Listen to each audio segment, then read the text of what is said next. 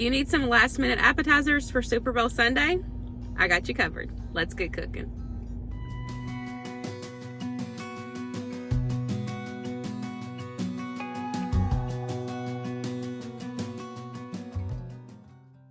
Baked pimento cheese dip. This was a 10 out of 10 in my house. Everybody loved it. This is perfect for the Super Bowl or any party that you need to go to or you're hosting at your house. It is very similar to just your traditional pimento cheese, but we're going to put it in a casserole dish, bake it in the oven with some extra cheese on top, and it is delicious.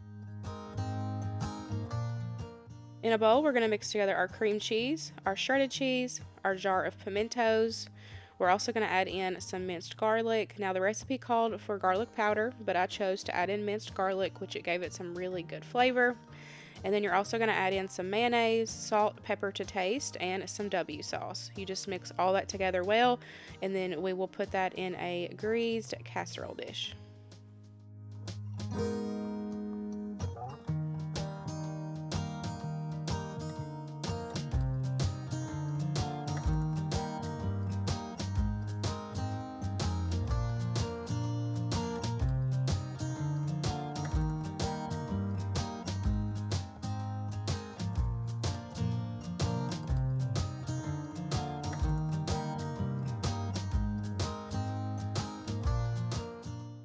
I topped it with some extra cheese, put it in a 400-degree oven for about 20 to 30 minutes. You're just heating it all the way through and getting it nice and bubbly on the top. This was so good. We will definitely be making this again. I served it with an assortment of different crackers, but this would be really good with toasted baguettes, chips, or whatever you had on hand. These cheeseburger sliders have become a favorite in my house. Let me show you how I put them together. I have just flattened out 1.5 pounds of hamburger meat in the bottom of my 9x13 casserole dish. Now I'm going to give it a season. You just season with whatever your family likes or whatever you like on your traditional burgers. And then we are going to put this in the oven at 375 to 400, and you're just going to cook it all the way through. Internal temperature will be 155 for ground beef. I'm going to go ahead and cut my slider buns in half. That way we can go ahead and get these cheeseburger sliders assembled.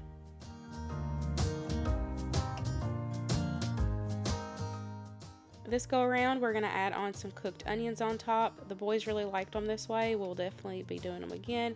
It gave it a really nice added flavor. Now we're going to assemble our sliders. I did do a double batch.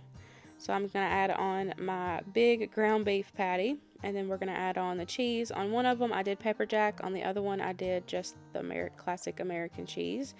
And then we will top the onions on top, put the top buns on, and we'll put this in a 350-degree oven for about 10 to 12 minutes. You're just melting the cheese. The hamburger meat's cooked, so it doesn't need a lot of time in the oven.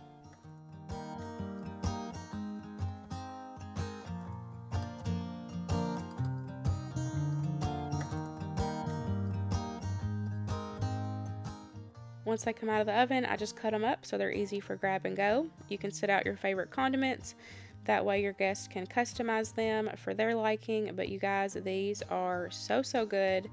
And we like these just for an easy dinner, not necessarily for a party. But they are perfect for a party, the Super Bowl, even if you have a church potluck. These are so good. Don't forget that you need some sort of a sweet treat at your next party, and this brownie dip was so good. Very little ingredients, and it is very rich in flavor. It was so good. It was like a thick chocolate mousse once we got it all together, and you can serve it with whatever dippers that you want. To a bowl, I'm going to mix together a couple tablespoons of milk with a softened block of cream cheese.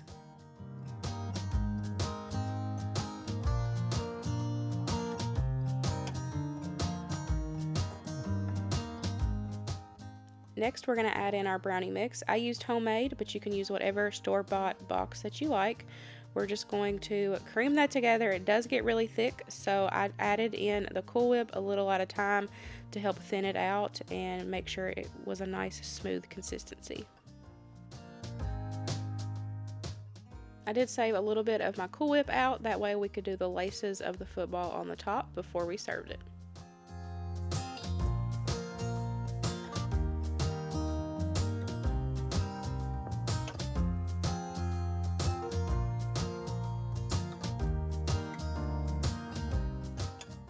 I just put it in a bowl, wrapped it with some plastic wrap, and put it in the fridge for a couple hours. And then here I'm just getting my tray ready. I'm just using what I have on hand. I pulled out some coconut rollers, some pretzels, some cookies, some graham crackers, and I just put that all around. And then here I'm doing the lacing on the top for the football, trying to do that. And then I'm going to decorate around it with some chocolate chips. And that is it. This was so good. Like I said, this was a very rich dip. It was so chocolatey. It was just like a chocolate mousse, and having those assortments of like the graham crackers and the pretzels and the cookies, this was so good.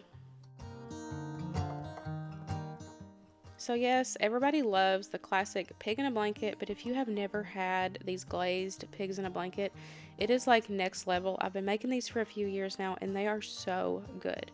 So of course, starting out, you're just going to do like the traditional with your little smokies. You're going to wrap them in some crescent rolls, and then we're just going to put those in the bottom of a greased casserole dish.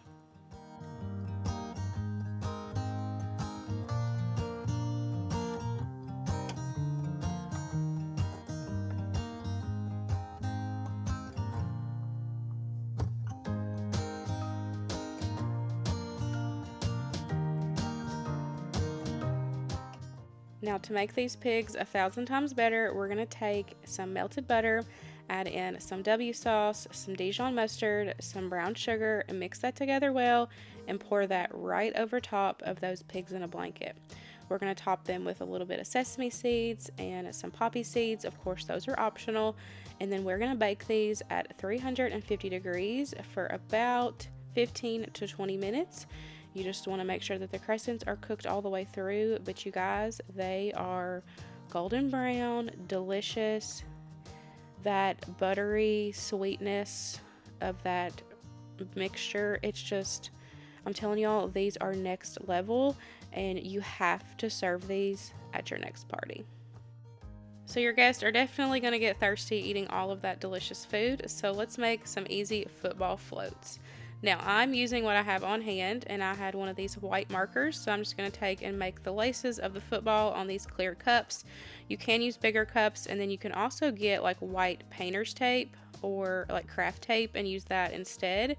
And you could also do these on mason jars as well if you don't want the plastic. But we're just going to do that, the lace on the cups, and then we're going to add in a decent size scoop of ice cream. We used vanilla. And then you can use whatever soda that you like. We use Dr. Pepper. Of course, the traditional float would be root beer, and you can even have like different options for your guests as well, so that way they could pick what soda that they want. But these are so fun, so simple, and delicious. With the Super Bowl right around the corner, these last-minute party food ideas are perfect to throw together in a pinch, regardless if you are hosting or if you just need to take a quick appetizer to your friend's house. I really hope you guys enjoyed today's video, and I will see you in the next one. Bye, guys.